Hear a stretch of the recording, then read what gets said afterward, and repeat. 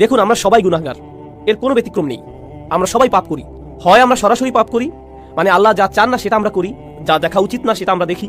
এমন জিনিসে বিনোদন নেই যেগুলো আমাদের জন্য জায়েজ নয়, মুসলিমদের জন্য সেটা উচিত নয়। এমন বিষয়ে সময় অপচয় করি যেখানে করা উচিত নয়।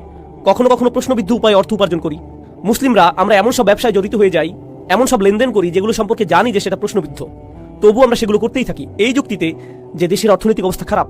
কি আর করবো বলুন, আমাদের পরিবারকে তো খাওয়াতে হবে। এগুলো জায়েজ করতে আমরা প্রচুর অজুহাত দাঁড় করাই, এগুলো ব্যবসায়িক লেনদেন হোক বা না হোক।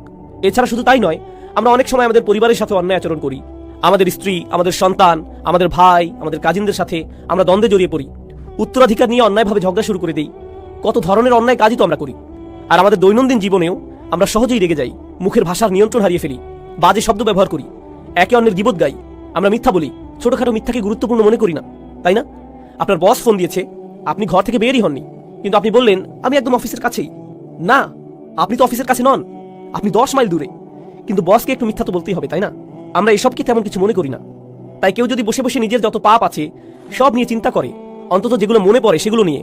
মনে আছে খুতবার শুরুতে বলেছিলাম, অনেক পাপ আছে যেগুলো আমরা মনেও করতে পারি না। এত পাপ আছে যা আল্লাহ আমাদের থেকে ভালো জানেন যে কোথায় আমাদের পাপ হয়েছে। আর এগুলো তো শুধুই গুনাহের কাজগুলো।